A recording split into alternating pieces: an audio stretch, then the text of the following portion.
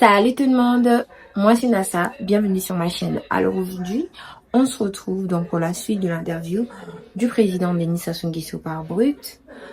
Voilà, n'hésitez pas à vous abonner, à liker, à partager et tout. Voilà, je réagis donc à l'interview. J'avais déjà commencé à réagir à l'interview, à analyser c'est trop dit, mais réagir à l'interview dans la première partie. Ceci est une seconde partie, donc la suite. Voilà. Mais qu'est-ce qui se passe? La connexion. On est donc réagir en testant.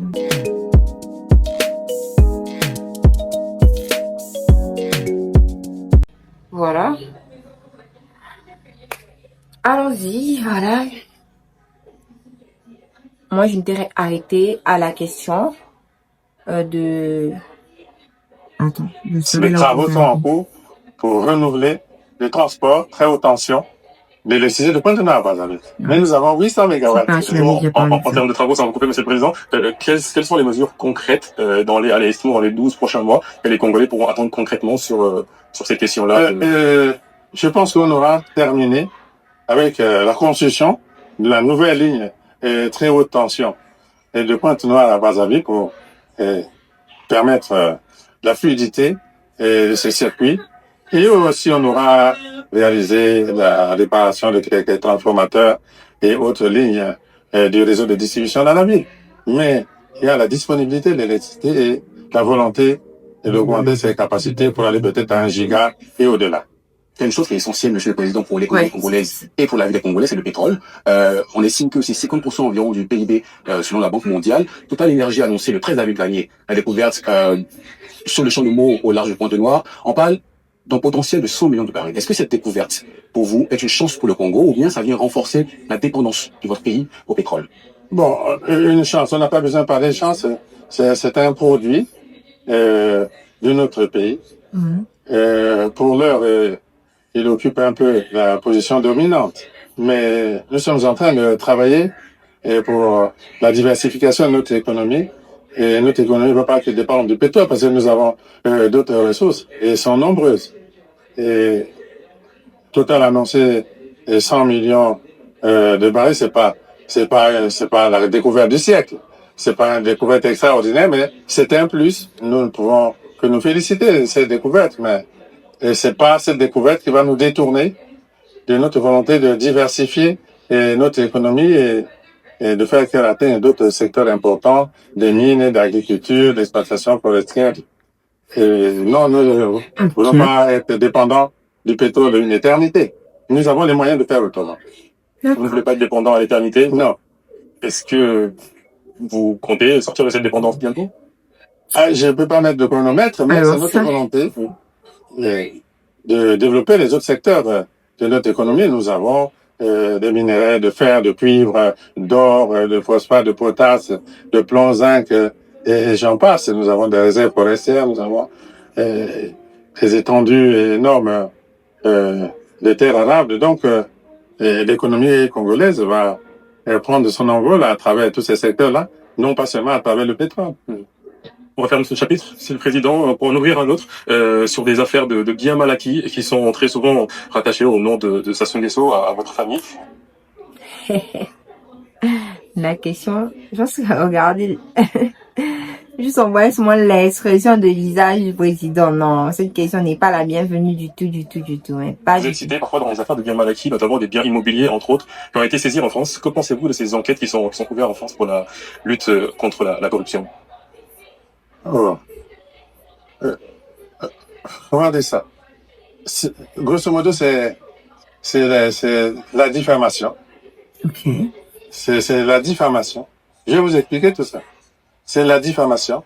Et c'est quelque part une atteinte à la souveraineté de notre pays. Parce que, commençons par les associations, elles ont des noms divers là-bas. Les ONG d'Europe, c'est pas, surtout d'Europe. Elles n'ont aucune légitimité. Aucune légitimité. Comment ça? Ça, c'est un. Deux. Pourquoi, Monsieur le Président, juste pourquoi est-ce qu'il n'y a pas de légitimité ces associations pour vous? Bon, personne leur a donné le droit de parler au nom des Congolais. Parce qu'elles parlent au nom des... Monsieur le Président. Pardon? Ok. Les Congolais. C'est ça le manque de légitimité. Personne ne leur a donné le droit de parler au nom des Congolais. Deuxièmement, la justice française, qui s'occupe de ces affaires, n'a même pas voulu respecter les accords qui nous lient à la France depuis 1982 dans le trade judiciaire. Non, ils ne s'occupent même pas de ces accords-là. Troisièmement, cette justice-là n'a même pas daigné envoyer une commission rogatoire ici au Congo, parce qu'il faut établir les faits. Comment on peut rendre la justice sans établir les faits? Il faut d'abord établir les faits. Venir ici au Congo, mener une enquête, établir les faits. Il y a un grand sage, je crois, c'est Mao Tse-tung, qui avait dit « Quiconque n'a pas fait d'enquête n'a pas droit à la parole ».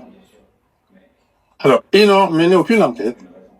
Il n'y a aucune commission rogatoire qui est venue au Congo ici pour établir les faits. Pour qu'il y ait bien mal acquis, il faut qu'il soit établi qu'une personne a détourné des fonds au Congo, a utilisé ces fonds pour acquérir des biens en France. Cette enquête n'a pas eu lieu. Et pour faire la diffamation, on se contente de dire bien mal acquis. Bon. Qui établit le fait de mal acquis? Qui a établi? Vous les invitez à venir faire cette enquête-là? Mais bien sûr, mais on n'a même pas besoin de les inviter. S'il y avait justice, ce serait le premier acte.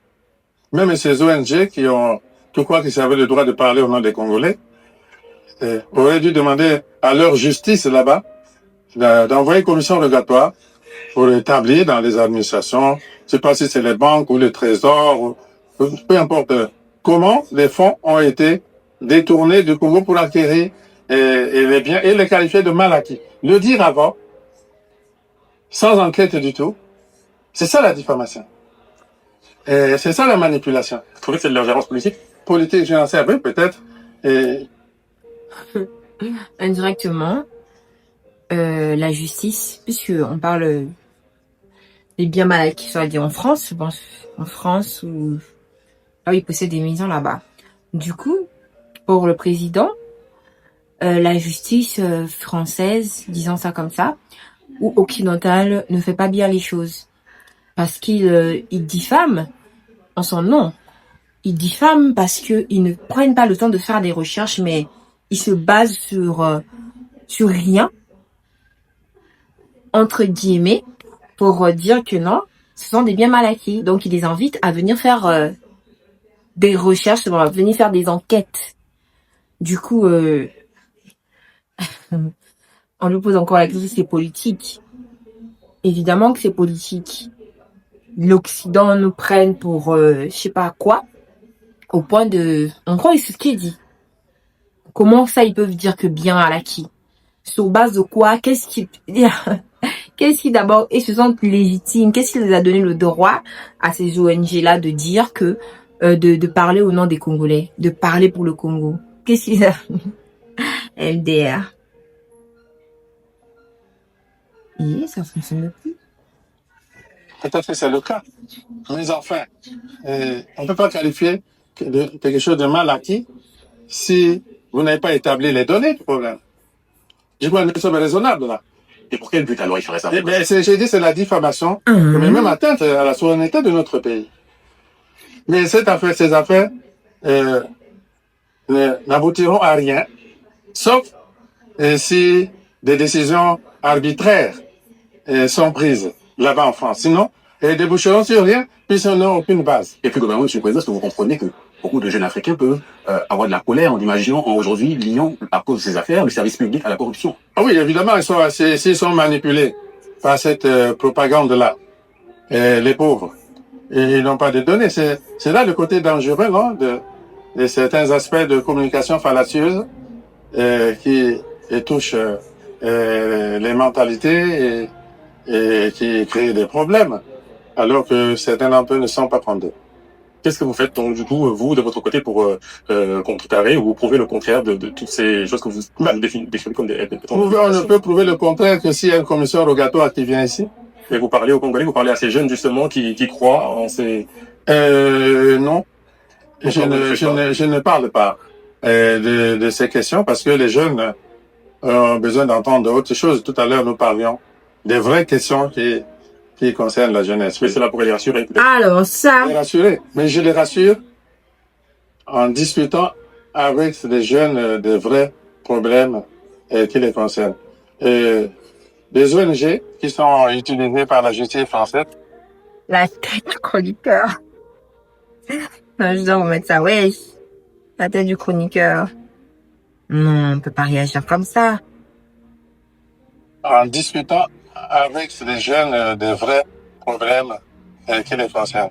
Les ONG qui sont... Regardez sa tête. Non, mais attendez. En fait, sa tête veut tout dire, quoi, genre. Mais après...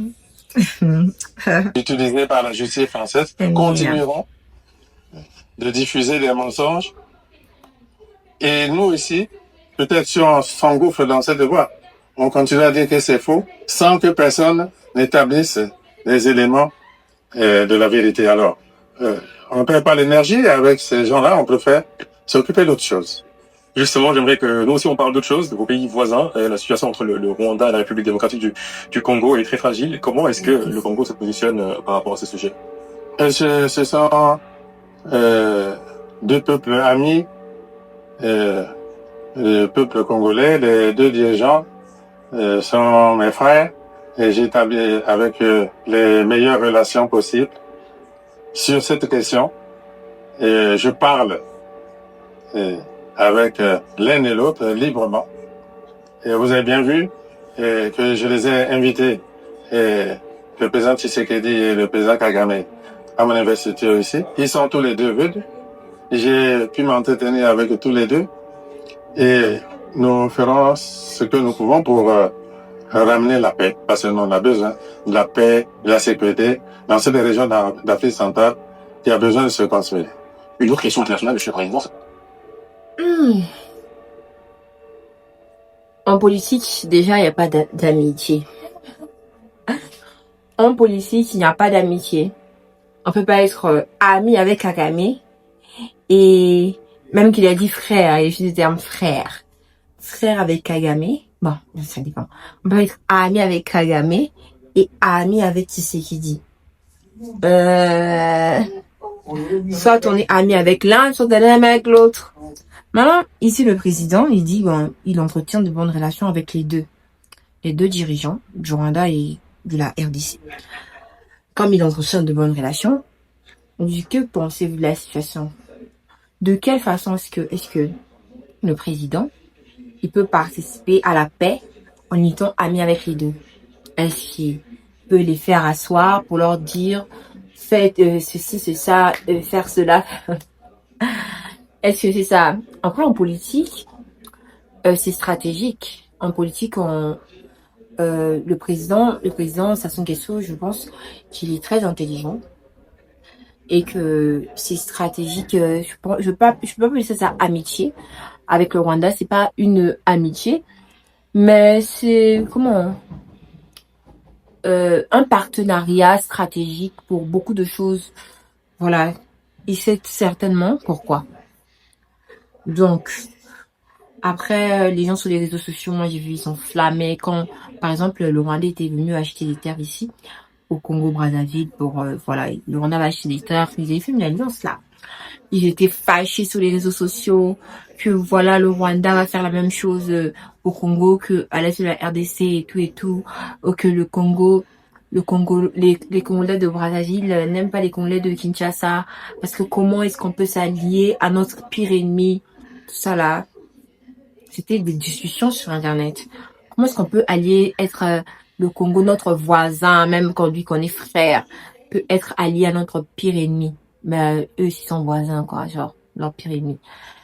Parce que moi, perso, je suis des deux Congo, donc je parle pour les deux.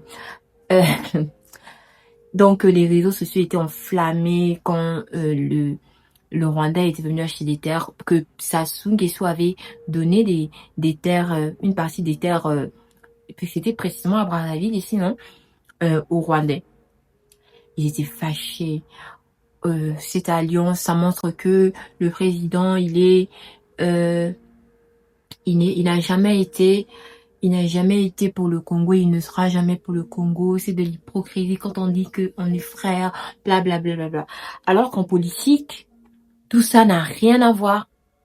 En politique, tout ça n'a rien à voir. Dites-vous que le président Tshisekedi et le président Kagame étaient là à l'investiture de, ouais, j'ai bien dit le mot, investiture du président il y a quelques jours, quelques mois. Il y a un mois, si je me trompe pas, il y a un mois. Eux deux, ils étaient là. Voilà. Pour dire qu'en politique, les débats des réseaux sociaux, non, ceci, cela, le président a fait ceci, l'alliance c'est ceci, c'est cela, nanana. Donc ça veut dire que c'est en politique c'est pas ça. La politique c'est plus stratégique que ça. Après, je sais même pas ce que je viens de dire. Qu'est-ce que je viens de dire même? Bon bref, on continue.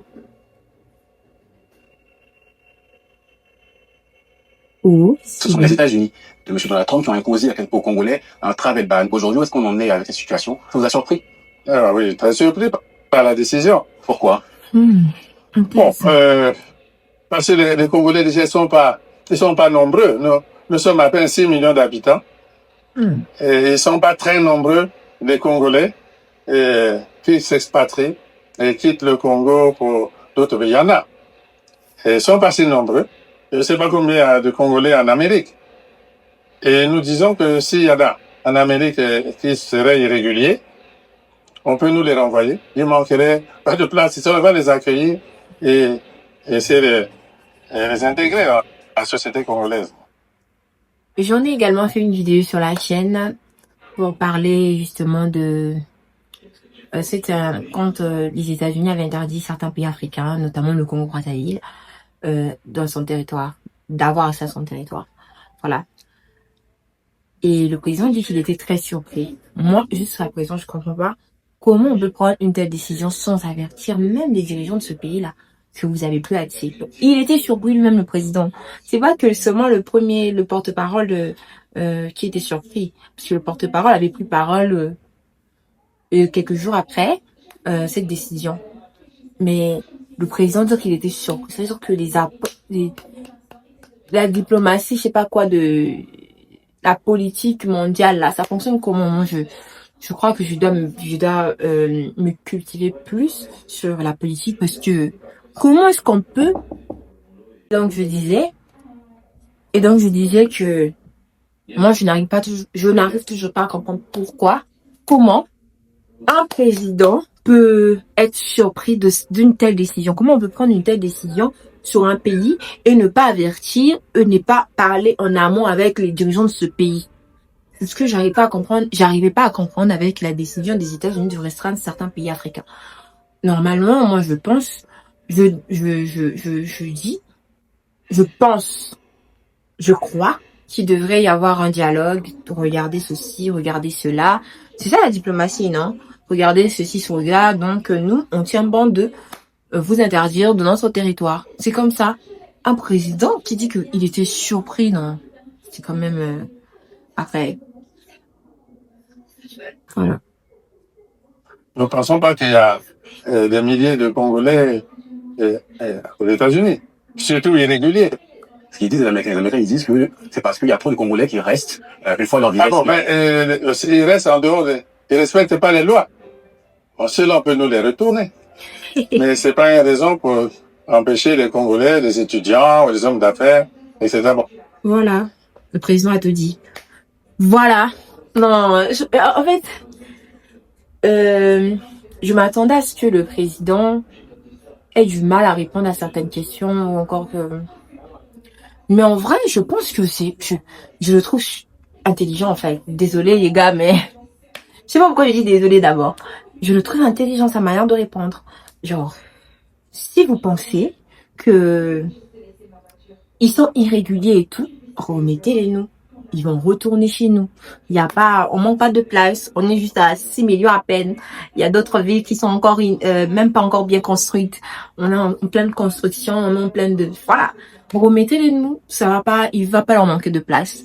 Justement, les étudiants, cette raison, c'est pas une raison. Moi aussi, je suis du même avis de dire que c'était pas une raison de priver, par exemple, les étudiants, d'aller étudier aux États-Unis parce que je sais pas moi, certaines personnes dépassent le délai de visa expiré, tout ça là. C'était pas une raison, ou encore des travailleurs, ou encore des businessmen, des hommes d'affaires. C'était pas une raison pour les priver juste les caprices de Monsieur Trump, pourquoi j'ai dit Monsieur Trump? Les caprices du président Trump, voilà. Bref. Il a bien répondu. J'aime bien cette réponse-là.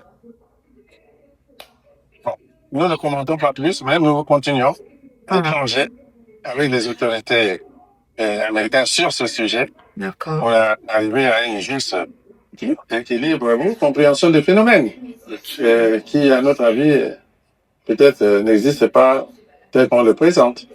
Mais nous continuons calmement sans décider de réciprocité ou pas. Bon. Et je pense que la raison l'emportera un jour. C'est le président, un tout autre sujet, c'est celle de ces tout nouveaux et jeunes dirigeants africains. Alors, on peut citer Bassirou Diomaye Faye au Sénégal, Ouadani au Bénin qui vient de remporter la présidentielle, ou Ibrahima Traoré au Burkina. J'aimerais savoir, vous, quel regard portez-vous sur ces jeunes nouveaux dirigeants en Afrique? Est-ce que pour vous, c'est important, ce nouveau souffle ce nouveau vent de fraîcheur sur le continent?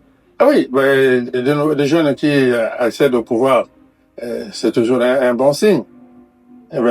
C'est pas une raison pour tuer tous les vieux.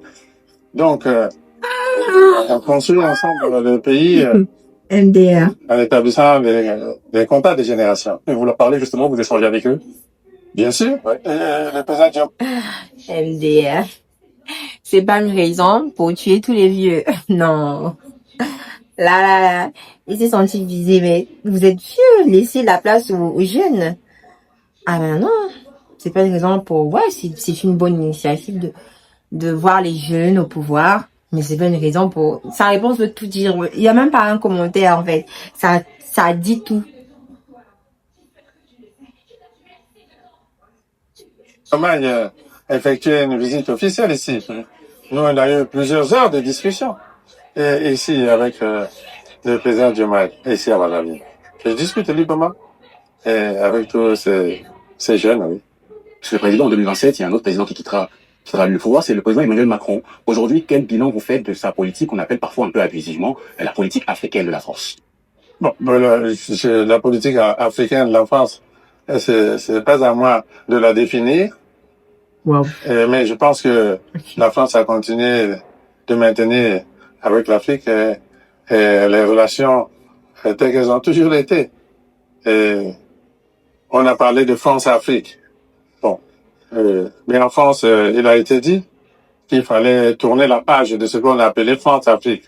Donc, établir d'autres types de relations, mais relations toujours, on espère d'État à État, et la recherche des intérêts réciproques. Je crois que c'est ce qui est en cours. Vous êtes d'accord avec ces jeunes Africains qui disent, donc justement, ce mot France-Afrique que vous venez d'employer, il faut complètement tourner la page de ceci? Mais je crois que la page a déjà été tournée depuis longtemps. Ah non. On doit faire autre chose. Vraiment? Bien sûr qu'il faut faire autre chose. Vous voyez vers quoi alors? Une relation d'égal à égal maintenant? Vers quoi on doit aller? Oh, d'égal à égal. Hein. Disons simplement qu'il faut qu'il y ait des... La page a été tournée depuis longtemps. Ok. Eh bien, Ok. Sur cette question, je pense que là en train de survoler, hein. Il survole parce que il y a beaucoup de choses à dire sur la France-Afrique. Il est acteur peut-être même de ça. Donc des acteurs ou encore des personnages de cette idéologie, je sais pas quoi là, comme si je vais pas appeler ça comme ça. Bon, il survole la question. Je pense que là, cette question, c'est...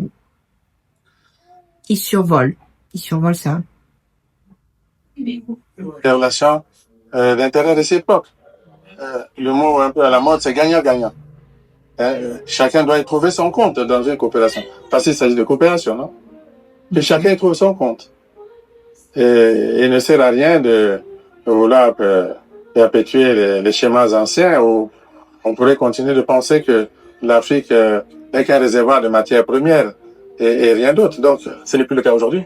peut-être encore, oui, c'est toujours les rapports de force qui dictent toutes les manœuvres.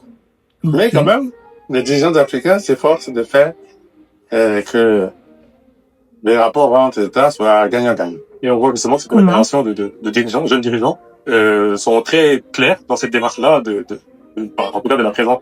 Les dirigeants africains font l'effort de faire gagnant-gagnant. Comment? Combien de dirigeants font ça? Est-ce que lui, il en fait partie? Est-ce qu'il fait partie de ces dirigeants-là qui prennent l'initiative Est-ce qu'il fait partie de ces dirigeants-là qui veulent faire gagnant-gagnant? En quoi faisons en fait? Comment est-ce que lui, il veut faire? Parce que c'est bien beau de parler. Il a répondu à la question, il a survolé, il a bien répondu. Mais il a survolé la question. Mais seulement, comment est-ce que lui, personnellement, en tant que président, il fait en sorte de faire ce qu'il vient de dire là? De faire que les rapports, la coopération soient gagnant-gagnant. Il a bien parlé de rapport de force. Il y a toujours ce rapport de force. Mais comment est-ce que... Il faudrait vraiment expliquer comment, en tant que président, il essaie de faire pour faire que ce soit gagnant-gagnant. Voilà. Ça aurait été plus intéressant que si on entrait vraiment dans le vif du sujet, du problème de la question. Voilà. En été, vous pensez que c'est une bonne chose? Une bonne chose, pourquoi pas? Si, comme je le dis, ces jeunes dirigeants cherchent à ce que les relations soient établies d'État à État et gagnant-gagnant. Et je crois que personne ne peut condamner cela. Monsieur le Président, la prochaine présidentielle au Congo aura lieu en 2033. Vous aurez alors 89 ans. Est-ce que vous passerez à ce moment-là le flambeau à une nouvelle génération? Bon, mais on ne parle pas de cette question maintenant. Je n'ai même pas encore commencé. Marie, revenez une autre fois. Vous savez quoi, vous parlez de 40. Wow! Aïe, aïe, aïe, aïe. Moi aussi, j'exagère. Wow! Attendez d'abord. Il a pas encore commencé, mais attendez, monsieur le président, vraiment. Vous n'avez pas commencé? Il lui-même va parler de ses 40 ans. Attendez, vous allez écouter. Etc. Ce que vous ne dites pas, c'est qu'en 1992, j'occupais le palais qui est là. Et je l'ai quitté. Et je suis resté 5 ans dans mon village. Et donc, quitter le pouvoir, ce sera pas quelque chose de nouveau pour moi. Une dernière question pour refaire mes études.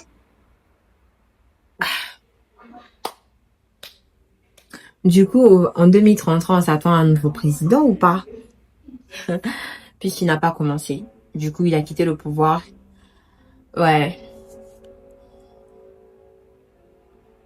L'abbé Siberieux, Mariam Wabi, Omio Pango, Sassou Nguesso. Donc, c'était d'abord lui, Sassou Nguesso. Lissouba, il avait quitté le pouvoir. Il a donné la date 19, je sais pas combien là. Après Pascal Lissouba. Après encore, c'est lui jusqu'aujourd'hui. Donc, les 40, je sais pas combien d'années qu'il a passé, il dit que non. Il n'a pas encore commencé. Et que quitter le pouvoir, ce serait pas nouveau pour lui. Donc, du coup, il peut quitter et revenir après. Ou comment? D'accord. Il veut même pas qu'on parle de la question. Laissez-lui. Il a même dit que laissez-moi commencer. J'ai même pas encore commencé. Comment ça? Que t'as pas encore commencé? Non, mais sérieux. Bah, il parle de son nouveau mandat. Bon, bref. On continue. Interview, monsieur le Président, complètement décalé.